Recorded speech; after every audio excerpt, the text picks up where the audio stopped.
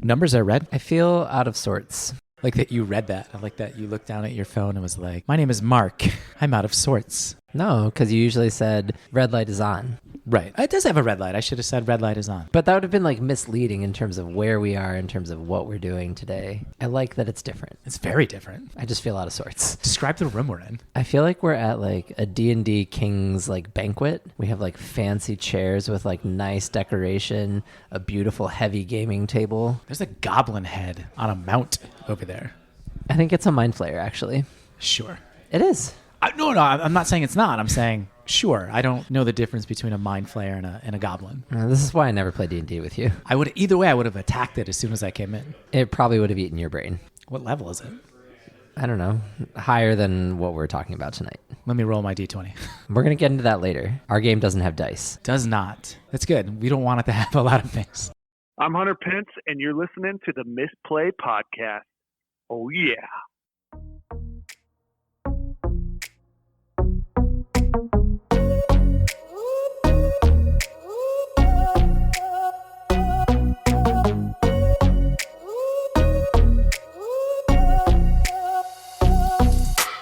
Hello, and welcome to the Misplay, where we spout off at the mouth before playing a game of Mario Kart. My name is Mark. My name is Jason. Go on. I think that was obviously me. I regret it. I was definitely humbled by you. What happened was Mark was over my house. We've got Mario Kart on the Switch. Now, I grew up playing Mario Kart on the Nintendo 64. I still got some game. I've been playing with my kids. They're 7 and under. Dominate them. Mark was over, and I said, "You want to play Mario Kart?" And Mark was like, maybe. It sounded like you had not played a lot, that you were slow rolling it a little bit. It's interesting that that's how you're framing it, because what I read from you was, I play a lot of this. I'm good at it. And I was like, I guess I'll play a game where Jason gets to gloat about beating me. I thought you were going to be the more proficient player. Me too. And like most things I do, I don't come at it like, hey, do you want to play Mario Kart? I say, Mark, I'm going to dominate you in Mario Kart. Are you ready?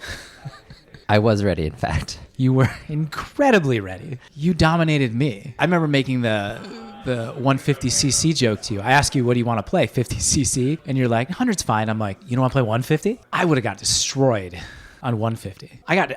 Did I even make the top 3? I don't think I made the top 3. I think I finished out of the top 3. 2 AI computer players, Peach and, I don't know, Shy Guy beat me. I don't remember. Not important. I felt a little bad when we did the second round because I picked my favorite set of tracks in the game and was like, oh, like you did good in the first one. We'll try another one. And it didn't go very well for you. Once I could fall off the tracks, it was over. There was no coming back from that. Not to mention you like optimized your car. And so I didn't even like really realize that like the tires changed, the speed, the glider changed. I'll look forward to our rematch in a couple months when you've had a chance to practice. Yeah, I'm going to practice. Great. The thing? No. No, you don't know the structure yet. We have to give a little lead into what we're doing, and then we get to the sponsor, and then the thing. Oh, here, I've got a better setup then. Where are we? That's not even a segment anymore. You mean where are we physically? I meant both. We're in our local game store. We're at the Game Parlour, but it's more than just a game store. It's a game cafe, our go-to spot for mochi waffles. We're recording live. They were nice enough to give us their adjacent D&D space upstairs next door. And the idea for today's show is to narrow in on components and materials for our game. Under One Sky. We're working with an artist right now. His name is Mark Gagne. And now it matters what the components are. If we're going to continue to use an open grid, for example, Mark, well, we don't really need art for that. If it's an actual game board with a base where we're setting tiles onto it, that needs art. The tiles, what size and the material are going to dictate the art that sits atop of them. There's some things where I think about maybe resin pieces. You can't put the same art that you can put on a resin piece that you can put on a piece of cardboard or chipboard. So today we're doing something special. We're not here at our game store to play games. Aww. Maybe if there's time, we'll sneak one. We're here to break into games, pull some games out, touch some pieces. We know we don't play enough games. We don't have the knowledge base that other game designers have. So we're going to ask you to bear with us today as we literally fumble through this episode. We're going to open games. We're going to talk about what we like, what we don't like, and think about what is feasible for us as first-time game designers. I can't wait until we find some resin pieces to get a hold of, because hearing you say, oh, maybe this is what we use, is what I'm hearing. But I'm also starting to get the impression that we're thinking about two very different kinds of resin pieces. We might be. Well, I don't even know what resin is. Find out today with us. I did think about you, though, when I saw there's a table that's a chessboard downstairs, and I thought, oh, that's what Mark wants. He wants to just ship a table. Not that fancy, but a nice, beautiful wood cutout that could be on the table. Before we get to that today's episode is sponsored by Game Parlour. The Game Parlour is a destination for people to come together and have fun playing from a huge selection of hundreds of games spanning from old classics to new challenges. Whether it be date night, a family outing, a small group, or a large party, they want to provide a welcoming and comfortable space for people to meet together over tabletop games. Game Parlour is a San Francisco treasure for us. The games are really just a bonus. Onitama, Gloomhaven, Splendor, sure, they're on the shelf, but those are also the names of their incredible mochi waffles and fancy teas. Help us with our goal of getting a Misplay item on the menu. Visit their website at gameparlor.com, and if you're in the Bay Area, you have to stop by. Game Parlour, connecting people through food and tabletop games. The Thing. Can you say it like we're in the D&D room? Can you say it in a D&D way? The room quiets. Make an alertness check. We still don't have any dice yet. You failed. The Thing approaches. The thing today is exploring components in games. And we have to keep in mind that we do not have the vocabulary for this. We didn't call our podcast, We Know Everything About Games. We called it The Misplay. Obviously, one day when we know everything about games, we're going to have to make some new headers around here. But until then, Mark, define punchboard, resin, chipboard, blueboard, acrylic, bakelite. That's a lot of talking of a lot of words really quickly. I might have punchboard. We're going to be talking about game pieces. We're probably going to refer to material incorrectly, call something that's resin, acrylic, confuse our cardboards, or not even know what it is we're holding. We want to apologize. We mean your games no disrespect. The two key pieces today for us and Under One Sky are the board and the tiles. The only other real component in our game is the constellation cards and the star chart. Those are going to be cardboard. They're going to be cards. We're not going to go into depth or detail on those. Today, we really want to focus on the board and the tiles. So we have a set of games in front of us. We're going to talk about them game by game. Then we're going to get some more games. Can we first say what, if anything, Mark, what are we looking for? Oh, this is where we're going to have wildly different opinions, right? Because I'm going to say, I want my really beautiful, shiny stars. I want a deep, textured night sky that the stars then sit against and pop off from. I want the components to serve. I want the tiles and the board to serve this serene, contemplative, quiet, dare I say tense evening under that night sky. This is where I have to introduce you and maybe some of the audience to the term landed cost. Landed cost for board games is the total cost to get your game from the manufacturer to the warehouse or fulfillment center ready to sell. That's landed cost. The cost it's going to take you to get the game ready to ship and sell. And then with landed cost, Mark, there's a 5X rule. Whatever your landed cost is, your MSRP, your retail price, is going to be 5 times that. So if your landed cost is $8, if it costs us $8 to manufacture and ship to our warehouse for fulfillment, then our MSRP, our retail price, is going to be $40. That's how much we have to sell the game for. We don't have a $40 game. It's weird to say that. I don't want to downplay us. I don't believe we have a $40 game. I think we have to keep our game sub 30. But I don't know what I don't know yet. There's absolutely, we talked before about putting lights on the board and placing a piece down and then the light shoots up. You. Yes. My aesthetically beautiful, I think, is very attainable. But you're right. I don't know what those costs would entail. So I also think at some point during our conversation today, we should be thinking about price. First game I grabbed, Mark, intentional, is Quirkle. Have you played Quirkle before? No. I have. It's a puzzle game, but it was what I initially designed. The prototype that we've been using was designed based on Quirkle. the original prototype you ever played, I made the pieces the same size as Quirkle pieces. Quirkle is just a sack, it's a bag of tokens. They are wooden. They are about 1.25 inches. They're not cubes, but they're squares. I see our orange piece. It does. It looks like the orange piece. I mean, there's a lot of different versions of Quirkle. There's travel version. There's deluxe. There's probably other things. This looks like it's pretty much just the classic version. It's a bag of, I don't know, it's 100 tiles in here. Quirkle doesn't have a board. Your table is the board. We talked about this early on when we were designing our game. We had to have the spots for our pieces because you can push them outside of where they began. Quirkle doesn't have that. When you place it, that's where it is the whole game. That piece never moves. And then people place pieces next to it. These look well loved. They've lasted, right? I mean, that box looks old. That looks like the pieces are light. Like I assume this is some wood. These are wood pieces. Yeah, they feel light to the touch. I like the paint coating. Mine at home, for my version of Quirkle, they're thinner. If you look at the printing on them, I don't know what is used to put the image. So on each Quirkle piece, there's a colored logo. They look like clubs or circles or stars, some sort of press. Yeah, I was going to say, like, I'd venture a stamp, like a paint stamp. They're not centered on all of the pieces. I like the feel of them in my hand. I like the size. I like the texture of the paint. Box it, ship it, we're done. All done. Okay, let's go. These are the tiles. They're going to be little wood Quirkle squares. I think that's the starting point because that's what started me on this manufacturing 3D printing path. Okay. Well, then we should go into, since you picked a targeted idea, we should go into my targeted idea. I grabbed a Sagrada because you were talking about this style of board. You were talking about a raised cardboard board where the tiles would slot in and be firm to facilitate the rotation of the board. So let's open Sagrada. We can talk about the dice as a tile proxy. Yeah. And then we can look at the Sagrada board. Okay. Because that's the important piece. I've never played. I've seen it. So we've got the game board out. They are shaped like a cathedral window, right?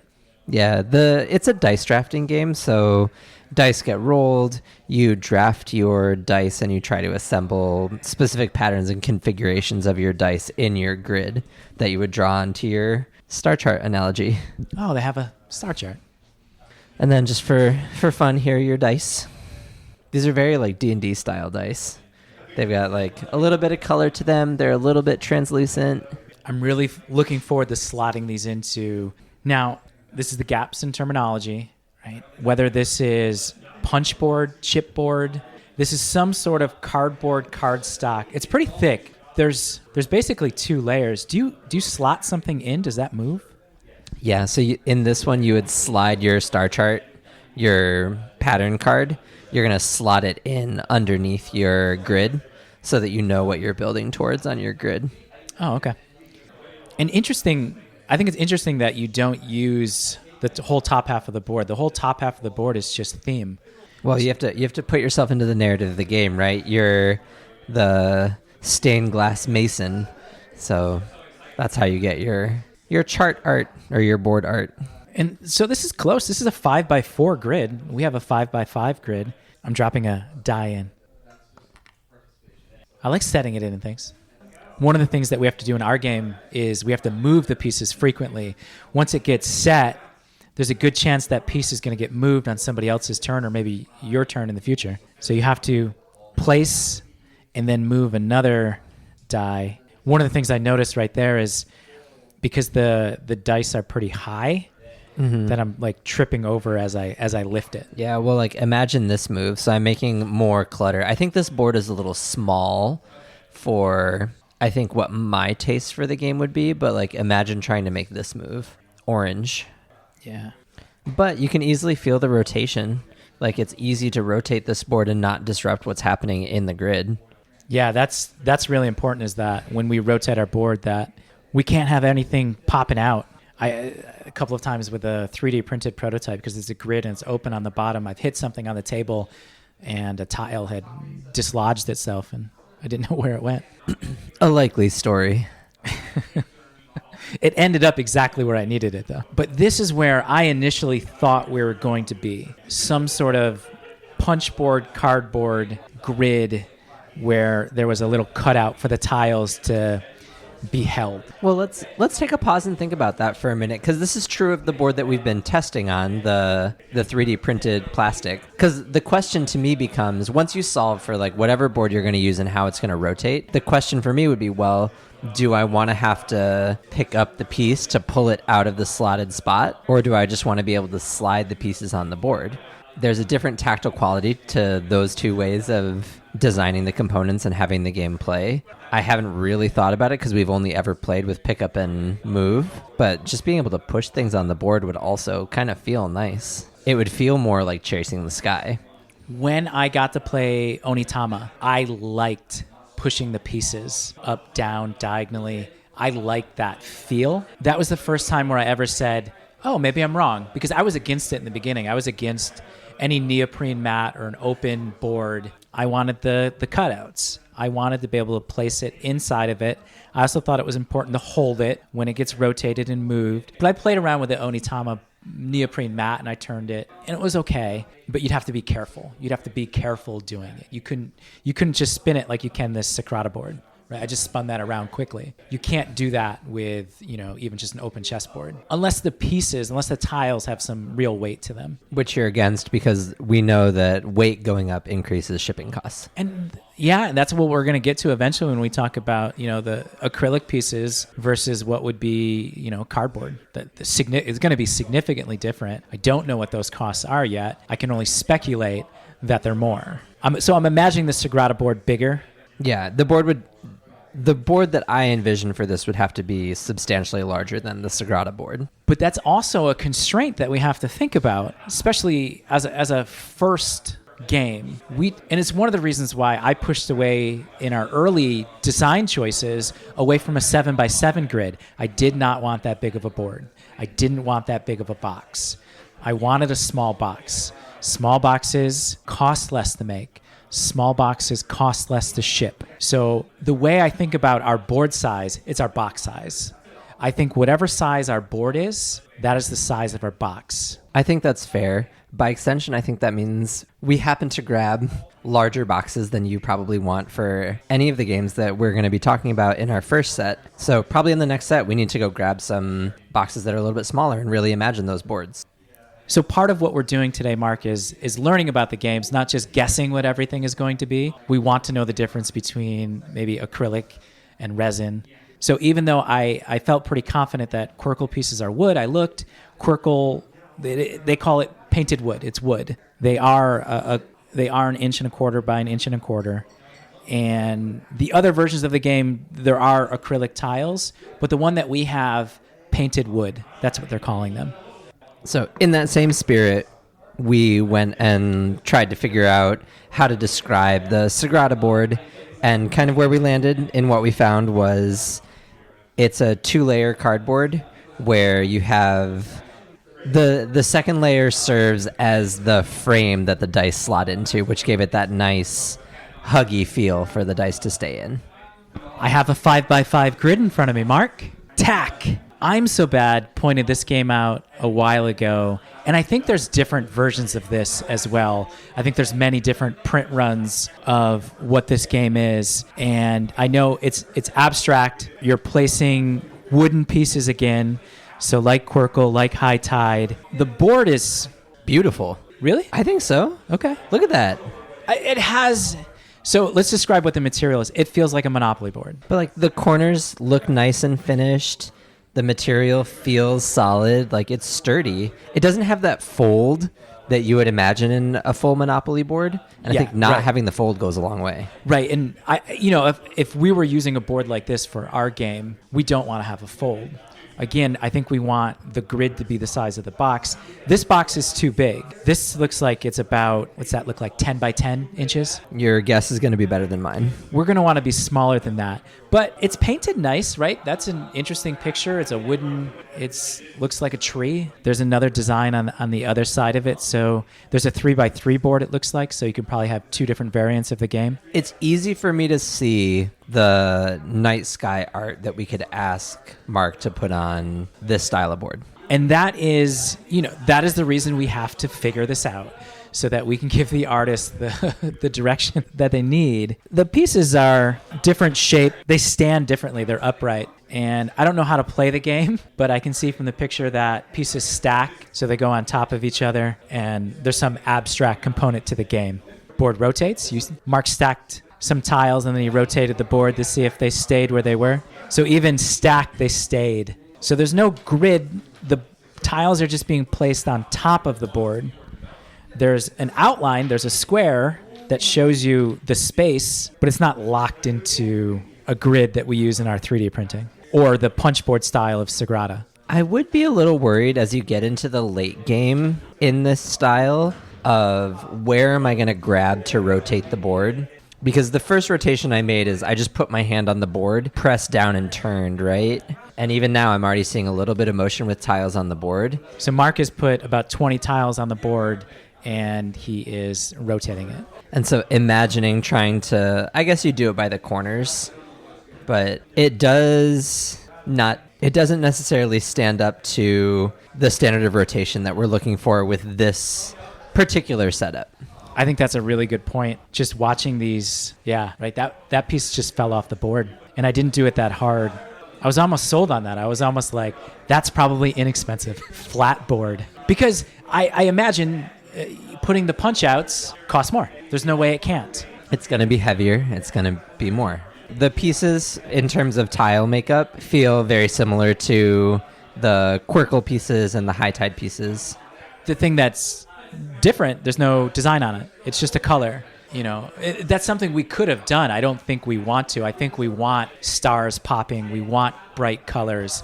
We want to draw people into it. But when we were originally talking about the game, I know you had a lot of thoughts about just being purely abstract, and they would just be nice colors. I mean, this very closely, and I'm sure this is why I'm so bad recommended it, lines up with that vision that I had. I see a beautiful board.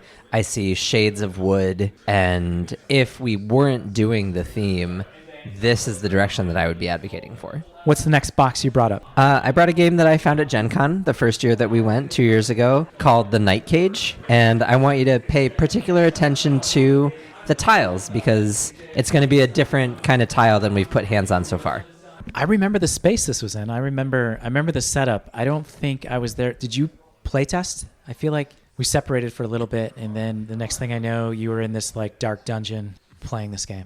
I got a very quick, tasteful walkthrough of the game. I think this board is beautiful. This would be another board I would point to in like when I envision what our board could look like. This is obviously too big. We don't want a folding board, but I like this glossy feel. This feels different than the tack board. Like this feels more expensive. It feels smooth. It's beautiful though. Like it is. Look at how the contrast pops on the texture of the board. This is more, I think this is probably more expensive, but it is like visually a step up from the talk board that we were looking at. Now, it's not the art, like this isn't an art style that I prefer, but I can see how on this board we could put the art style we want. Yeah, it has like a matte, like when you put your hand on it, it has like a matte feel. And it has a painted grid. This is a 1, 2, 3, 4, 5, 6, 7, 7 by 7. We're cursed. This is how big it would have been. Well, and then let me point you to, here's our tile. Okay, so now this is the first time that I've had in my hand what I believe is the just chipboard, cardboard tile. Because I've seen it, we've talked about it, but now I'm holding it. It's got rounded, so it's a square, but it's got rounded corners. This feels better than I thought it was going to feel. By weight, they don't feel that different to me than the wood that we've been handling. We should have brought a scale. Next time. But there's definitely a difference. This is less than the high tide wood pieces. It feels nice, like the paint on it. Like that's a like gloss on this tile, and you get to have two different images, right? So on one side there's this. Would our tiles? Yeah, our tiles would have the same image on both sides, right? I mean, you could save money and do it only on one. You could put the logo of the game on one side and then the star on the other side. You could have it plain. Those small things will just adjust cost a little bit. So I kept thinking about how this would slot into like a Sagrada board. Right now, it's like the Night Cage board is like a chessboard. It's open, but there's squares. You can slide it. So you could set it, and then I want to move another piece. So I set my piece down, and then I slide. Yeah, the slide's nice. Slide it. It's nice. It's clean. We need more space to rotate this one. Fold it up, and then you could feel what it would be like to rotate it if the board were a quarter of the size. What do they call this, Mark, when the board folds up in the quarters? Give the board a rotation. I was saying it looks like you're doing it kind of aggressively, but like the surface area of the tiles in this game feel like they grip a little bit better, and I'm not sure if that's texture of the what's on the board or surface area of the tile, but they do stay for like a reasonably quick rotation of the board, and players playing our game would hopefully be careful enough, especially once you know.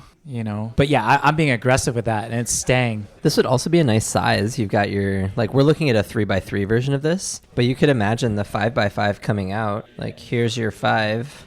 That could be your board. And it is, like, close to the quarter board of the box that you're looking at. It's got to be smaller. Those pieces have got to be smaller. I would say they've got to be about 1 3/4 inches. Like, that's not quite 2 inches. I think we don't want to be that large. Again, it's cost, right? That's the alternative to the Sagrada board, where it's a nice quality flat board with cardboard or chipboard tokens. These feel much nicer than I thought they would end up being. And they're not that thick. What's it like to grab a piece from here? I guess I couldn't move that tile. You're just sliding. Oh, it's pure. You couldn't slide on a diagonal, though. So you would have to pick up if it was being blocked by that corner. But that still feels okay. Yeah, I guess we're never going to get perfectly away from the need to pick up and replace pieces.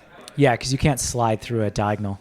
But that's okay. That's fine. Learning that here does say to me, well, it puts your in-cut version of the board, the Sagrada style board, more on the table, because if you're going to have the pickup in place anyway, you might as well have the pickup in place and be most resistant to the rotation problem. So doing, our additional research, they call it a quad fold board.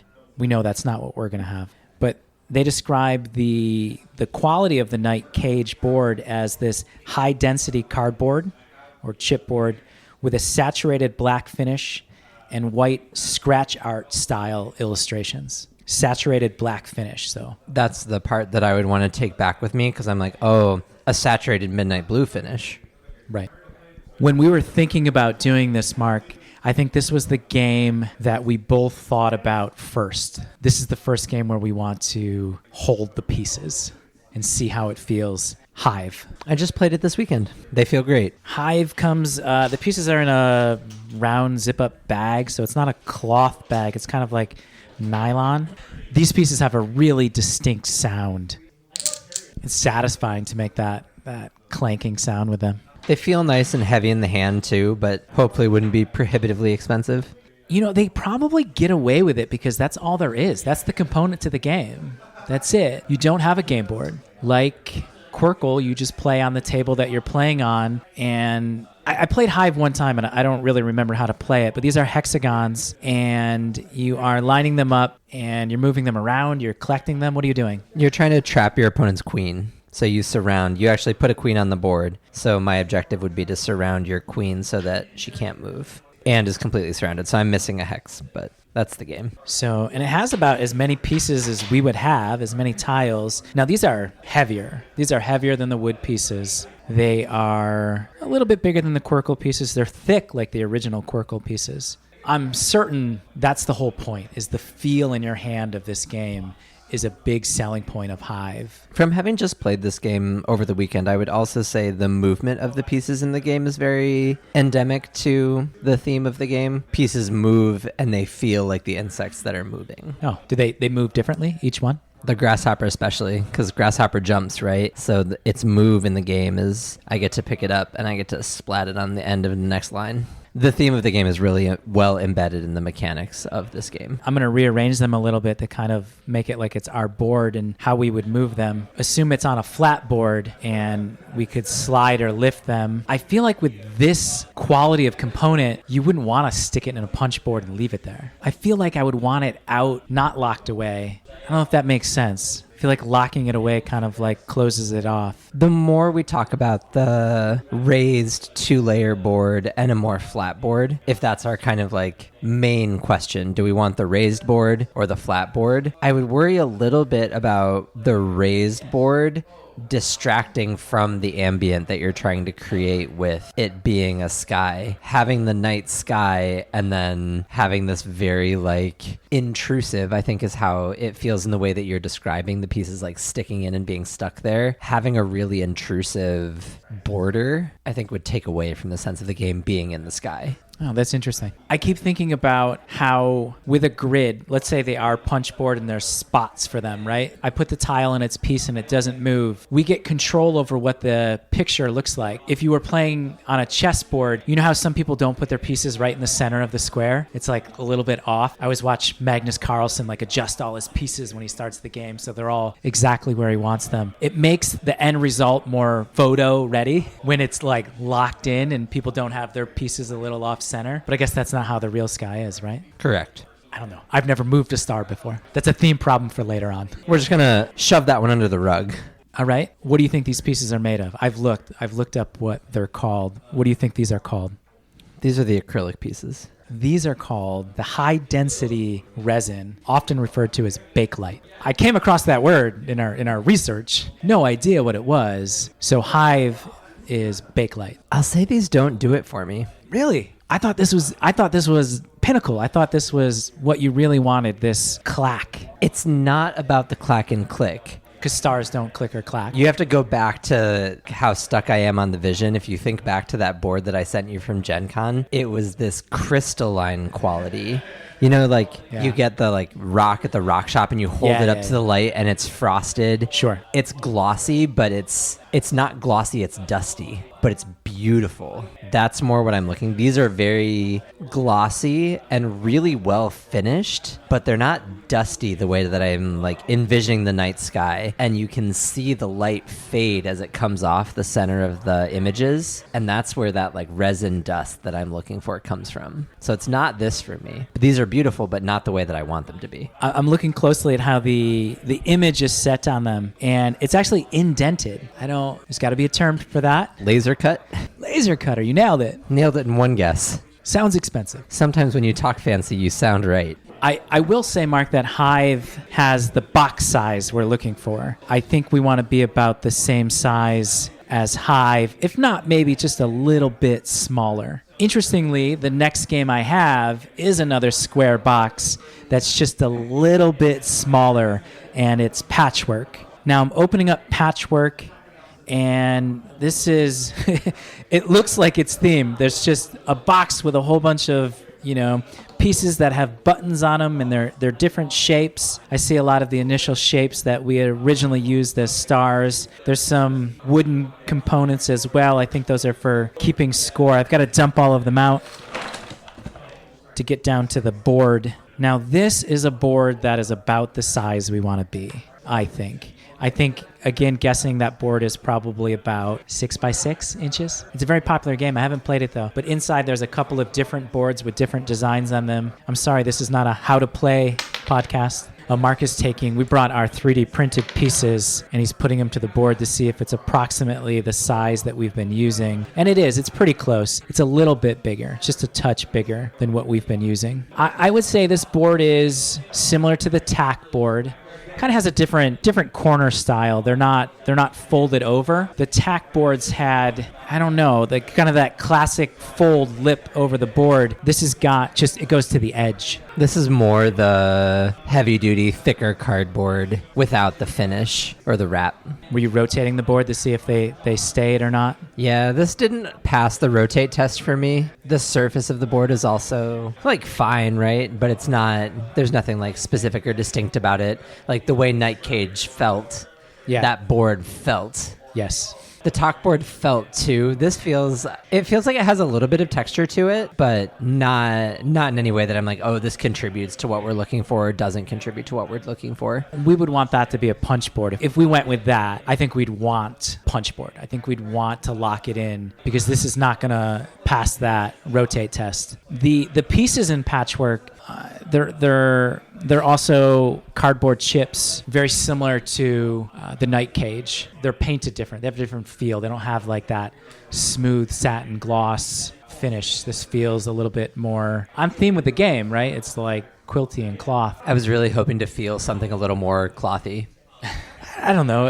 A little more matted, like the Magic card sleeves that we used to use. That would have been a nice feel for this. If we were doing the Night Cage board, you can have the thin chipboard. With a board like Patchwork, where we would want to do the punches, we need you have to have a thicker piece because you can't drop it. Then it'll be flat. You won't be able to get it out. So the pieces would have to be thick. It's interesting how it changes the cost. You're paying more for a better finish on the board, but then maybe you're not paying as much for the thickness and the weight of it. So quick search, Patchwork is made primarily of high density cardboard and the wood pieces. There's actually a note here that say they tear and fray a little bit on the edges. So, one of the things that we're not getting to see, Mark, is how the games originally come. So this must have originally been in a punch board and you pop them out. They don't come already separated like this. So they kind of get frayed a little bit when you do that. I think it actually fits the theme of this game well to fray the edges of that.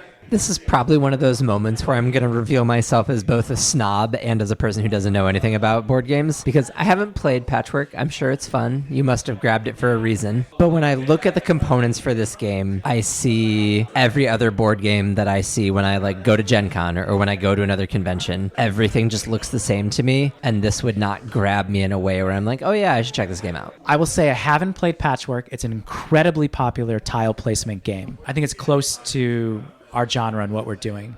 My answer to what you just said there, I've thought about, because you've been saying that since you came back from Gen Con. You've commented to me many times that all the games just look the same when you walked around the floor. And I thought about that, and I'm going to speculate on what I think the answer is. And it's money, it's cost. That when you are building a game, if you are doing custom things, they cost more. Think about our game for a second. We're using what is likely going to be square or rounded squares for tiles. We don't have to. We could make them a custom star shape. Guess what? Costs more money. Costs more money to make those molds that don't exist already, when you can already just grab what they have. I think, and it's the reason you see wooden square cubes everywhere, right? It's just a super cost-efficient way to keep track of score. And it works. People know what it is, and it helps them understand the game, I think, just a little bit quicker. Oh, I know what that piece does. It's a scoring cube. And I think it really just comes down to cost. I mean, there's so little margin in creating and selling a board game that, you just got to make little cubes or little. That's why most everything is cardboard and chipboard. Yeah, no, it would be great. Like I said, it would be great. Let's put lights under our board. Let's shoot lights up into the sky. It's magnetic when you place it. There's a little Arduino. I think that's a little bit unfair of a way to just say get out of jail free. Sure, we're all limited by the resources that we have, how much it costs to make a game. We're not quitting our day jobs to do this. we haven't already got $2 million in backers on our crowdfunding campaign, right? But look at the games that we've looked at tonight. They're I think Talk especially and Night Cage especially for me. I know you're less into the art, but there is something substantially different about the way those two games present than 13 games that look just like Patchwork to me. Where are we, though? I think our game is closer to Patchwork than it is the Night Cage. But you want to be closer. You want to be over here with the Night Cage. In terms of gameplay, sure, Patchwork is a tile placement game. Our game is a tile placement game. Night Cage is a tile placement game. But I think it's about being more intentional than just saying, oh, I'm constrained by my components. I think there are decisions you can make within that. I even think we were just talking about it with Hive. What would be the difference between doing the laser cut for the Hive pieces and doing whatever embossing process they do for the Azul pieces? It's the same material. They present very differently. I think they're both very effective for their games. I think there's room to be more creative within the constraints of the components that I just want to keep pushing for, because I don't just want to be we're going to be at Gen Con this year. I don't want to be just another game on the floor that looks the same as every other game that everybody walks by. I don't think that's an unreasonable thing to aspire to. I don't either, and I respect it. I want to talk to you about a term called landed cost. Go on. All right, Mark.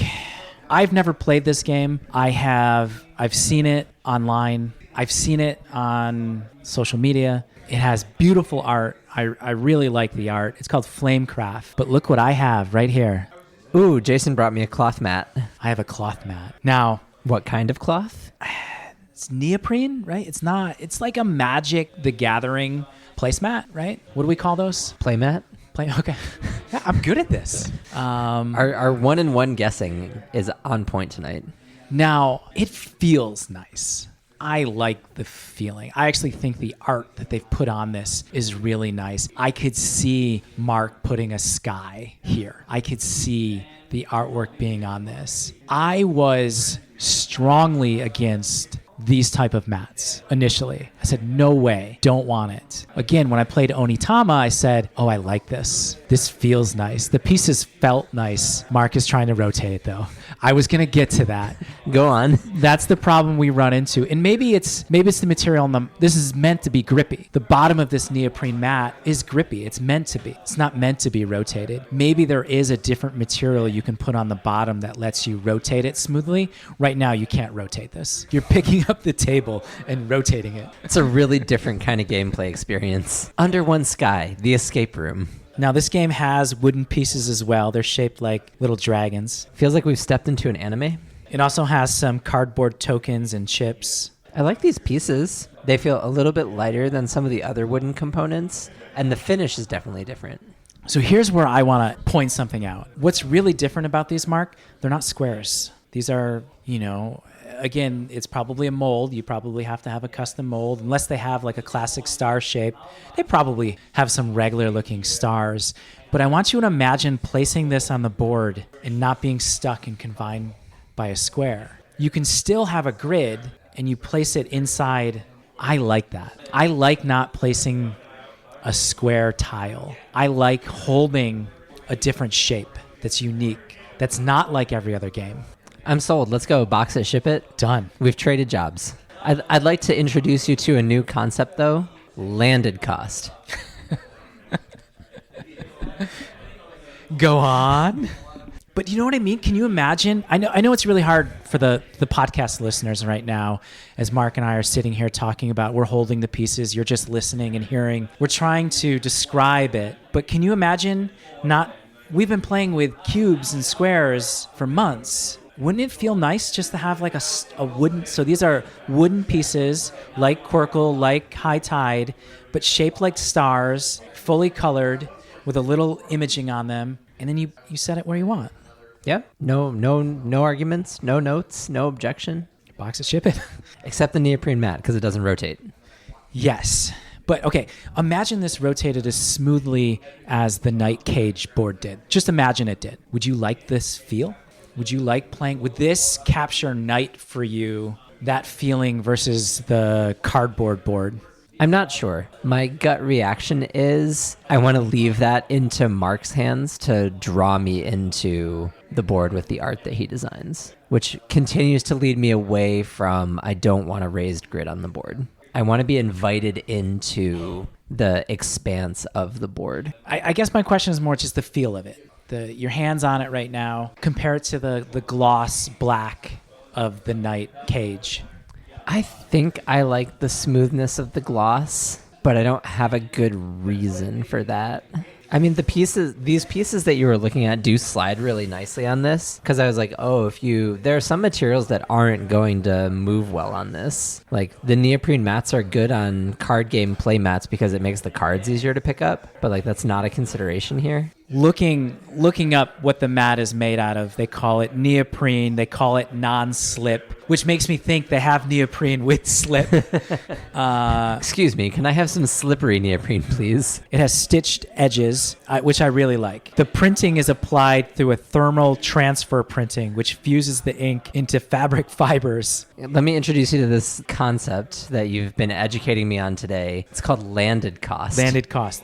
That is something that when we me, when we walk out of the game parlor today and we have a sense of maybe where we're leaning towards, we have to ask about cost. I think that's the next driver. How much is this mat on neoprene going to cost versus the board like the Night Cage or a board like Patchwork, and have like those 3 different scales? Jason, I brought one more game just because I wanted to feel something different. I have a feeling you're not going to like the component because of this boogeyman that we're calling landed cost. Let's talk about these coins from Splendor. Okay. I love the coins from Splendor. They're heavy. They feel good in the hand. The finish on the image sides feels like something that I would enjoy sliding across. This finish would go really well with the way we want Starlight to present on the coins. What do you think? 100% out. I don't even hesitate. It is the weight of those. And I'm not even thinking about the cost to make them. It's the cost to ship them. And the issues you even run into shipping things that are kind of that heavy, because you have to secure them inside the box so they don't damage the even just the outside of the box, because they're poker chip. They're even like heavier than poker chips. I love playing with them when I'm playing. When it's not my turn to do something, I'm shuffling them just like I would be at a poker table. I really like them. They feel great. It's 100% out. We cannot have that heavy of a piece. And if you say, well, let's just make them lighter, then it's not the same thing. Okay. Worth bringing up. I like the way this mat even rolls up and puts away.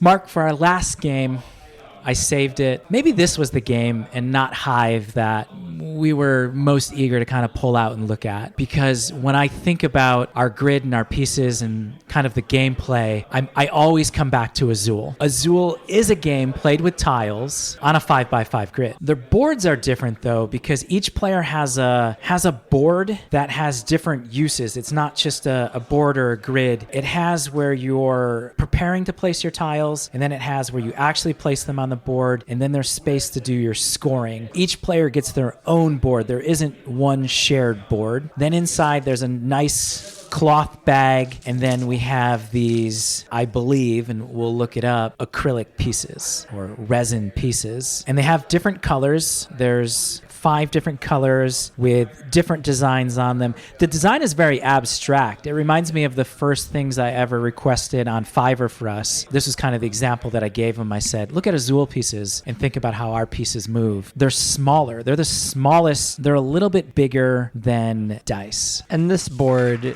the player boards here are still bigger than the board that we would want for our board, right? Oh, yeah.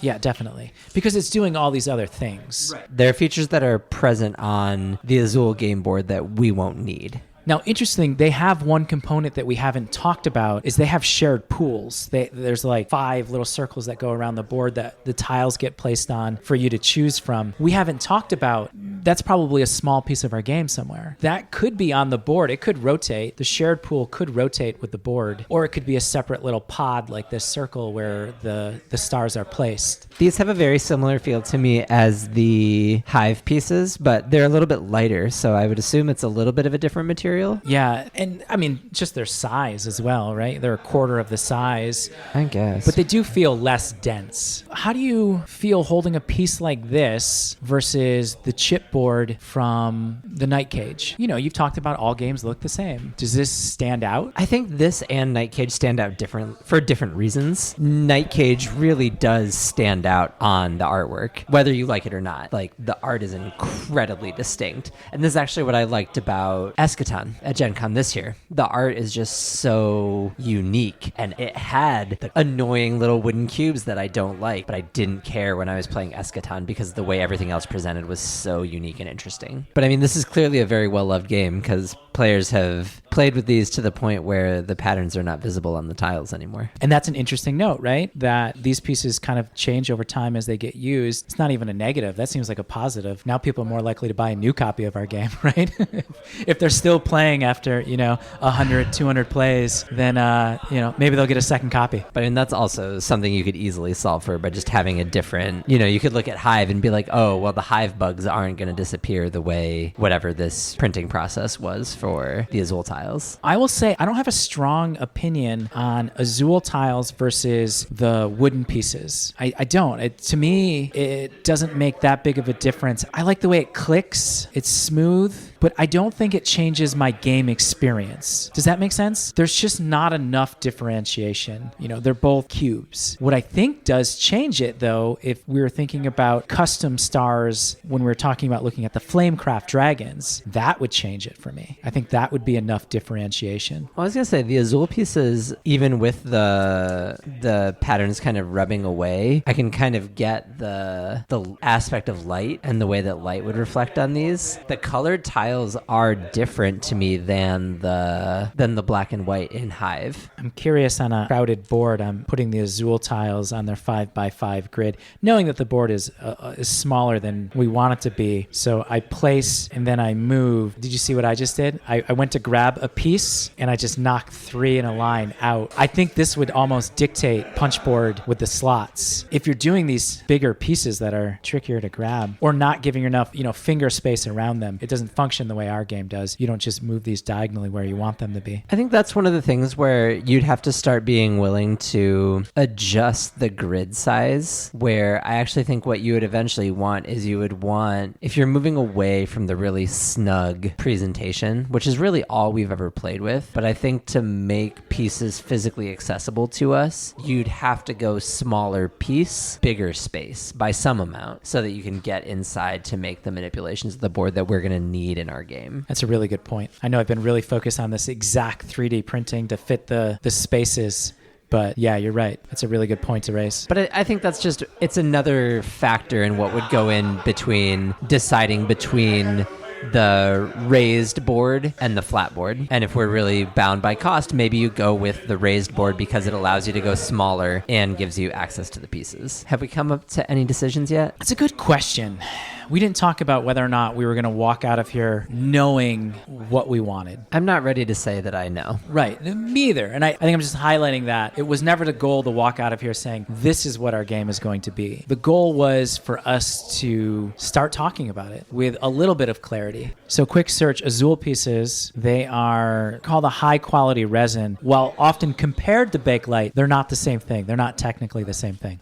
So they are a little bit different than the Hive pieces. And they have screen printed or embossed directly onto the material. The goal was just to come in and put our hands on components and walk away with a sense of, oh, I like this. I don't like this as much. This feels cool. Oh, this doesn't feel like what I imagined it would. It was a beginning. But I would say a quick summary for me today was I really liked the way the neoprene mat felt. I would love to see it with a non-grippy bottom so that we could rotate it. I think the art on the neoprene mat could look really, really good. I think it could look good on the night cage as well. I did really like the quality of cardboard pieces that the night cage had in both its board and the tiles. I wasn't blown away by any of the resin or Bakelite that we held, and I've moved a little away from the idea of punchboard cutouts. What's a quick summary for you from today? I found the traditional heavy cardboard to be much less off-putting than I anticipated it being. I think I've come around to a similar conclusion to you in terms of the board, where I'd like to see a flat board. I don't think I want the raised board. And the two types of resin pieces that we saw in Azul and Hive were not fitting to the vision I have in my head of what I want for our tiles. Even though I think both, one, serve their games really well and are beautiful. That's a good point.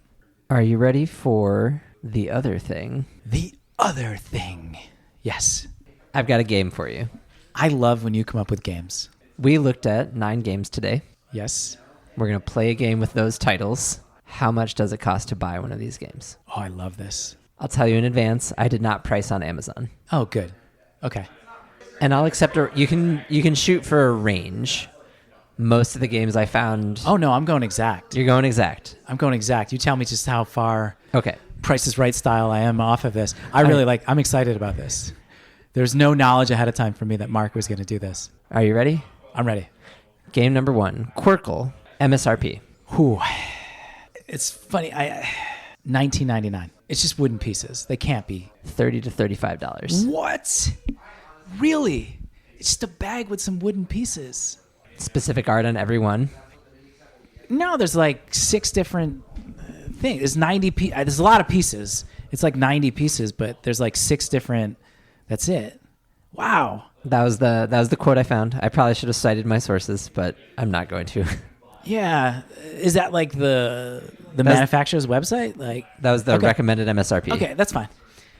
That's fine. Okay, so that's a baseline for everything else. If Quirkle isn't $19.99, I'm also dating myself a little bit, right?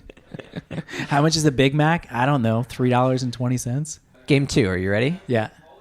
Talk. It's not tack. I kept saying tack. I think talk sounds better. Geez, if Quirkle, this comes with a board. It has custom shapes. $35. 55 to 60. What is happening here? And that's on the low end because they have all these like fancy versions where you can go up to like my fancy leather board. They did what I was advocating for. Okay. Wow. We're gonna be rich. Game 3, Sagrada. Oh, Sagrada. Okay, so it comes with a bunch of dice. It's got that punch board. It's got to be less than talk. It can't. Okay, but $39.99. Ooh, good one. Got it right. Upper end, 35 to 40. Okay. Yes. Close. Okay. Game 4, Night Cage. Ooh, this is... Man, the black satin is going to throw us off now. And there's a lot of components in that box. I saw there's a metal key. That game's got to be $70. If Quirkle is... like, that game's got to be... I'm going to go 75. 40 to 45. What? Really? How is that? All that cardboard. Yeah, you're right. It is mostly cardboard. It has some metal pieces, but okay. That makes me feel a little bit better about our potential landed cost, because our game is so much less than what was in that box, and especially weighs size. Much less. That quad fold board was huge and heavy. Really, I'm shocked by that MSRP. Game 5, Hive. It's just about 25 Bakelite pieces, but they're heavy. They're big. $30. 35. Okay, not far off. Game 6, Patchwork. Okay, so this is straight. This is all punch board. There's a couple of wooden pieces, but it has 4 different boards inside. I'm also gonna say $35 because there's a lot. There are a lot of pieces in it. On the high end, you're right. 30-35 is what I saw. Okay. Game 7, Flamecraft. Flamecraft's nice. The components are nice. It's a big box. It's a really big. That neoprene mat that rolled out, that was like 3 feet long. A lot of different pieces inside that. $69. It's got to be 65 to. I'm going to be exact. $69. Nice. 40-45. Oh, really? Flamecraft. We have to use whoever they manufactured with. We got to look that one up. I want to use whoever their manufacturer is. Game 8, Splendor. Splendor, I should know. No cheating. You bought it. I bought it. I feel like I should just. I feel like I should just know. That's got to be a $30 game. Splendor's just got to be like your standard $30 game. 40. 40. Those pieces are heavy. Game 9, Azul. Last one. It's got to be more than Splendor. I'm gonna say Azul is $45. 30-35. Really? I felt like I would have got better as this game went on. I don't feel like that was the case necessarily. Quirkle threw me off. Quirkle just sent me on a spiral. It's a little bit hard. I will say I think it's hard because there's kind of the recommended MSRP and then what are the big box stores selling it for. Sure. So again, I stayed away from pricing that was based in places like Amazon and Target. So we're seeing higher prices. But I would also say I'd be willing to bet screen printing a lot less expensive than the laser cutting for the Hive pieces, and the way what my takeaway from watching you play and having done the searching is the complexity of the processing complexity of the pieces is more expensive, is a higher proportion of the expense than what the components are. Because the laser cut, if you had comparable amount of pieces between Hive and Azul. We don't. There's way more Azul pieces than there are Hive. Right, but you also have the cardboard boards and you have the spinny thing. I imagine if Hive also had a scoreboard and another piece. Yeah. You'd be way up there. Sure. So that the way the components are processed, I think really does matter. So hearing all those prices, Mark, and hearing me routinely say, I want to be sub 30, I want to be at 25, I don't know if that's possible. I don't think that's going to be possible. Oh, I looked at it as actually kind of optimistic. I mean, I would like to shoot for it, but I'm saying I don't know if it'll be possible. I think we can do more of the things that we have talked about doing for Under the Sky if we're aiming in that $25 to $30 range for a sale price. I think there's more possible. Really? I'm willing to be wrong. I want you to be right. But I mean, if even just like take Azul, if Azul is $30 to $35, we're only going to have 27 tiles. We're going to have one board, and we can find like the more cost efficient tile processing manner to get our images on our tiles. Yes, but the one difference there is going to be economies of scale. If you make one copy of a board game, it costs $100. Sure. If you make 1,000 copies of a board game, it costs $20. Right? It's like, and so Azul can lower its costs because they've made millions of copies. We're not making millions. So our cost is going to be higher per unit than any of these other games that we've talked about because we're making 500. We're making the minimum. Well, I was going to say, that's going to be another thing that we're going to have to talk about because the companies that we talked to, or the companies that I talked to at Gen Con, I did ask about MOQ, and it's tough to get somebody to agree to doing an MOQ of 500. Yeah, 1,000 was the minimum that I've come across as the standard minimum. 2,000 was also heavily mentioned. There were manufacturers that I talked to that said they do 500 MOQ. Okay. But the cost of that versus 1,000 is significantly different. Yes, but that is for another night. The Misplay podcast is brought to you by Howley Boy Games. Consider donating at buymeacoffee.com/themisplay. We express our humble gratitude and recognize any level of support here on our list of sponsors. If you'd like to become a featured sponsor of the show, find our form at themisplay.com/sponsors. Oh, here, I've got a better setup then. Where are we? We are at Game Parlour. Why are you laughing? I'm trying to decide if you missed my joke or not. Where are we? Oh, you skipped some things. That's how I know you're reading. There's your outtake.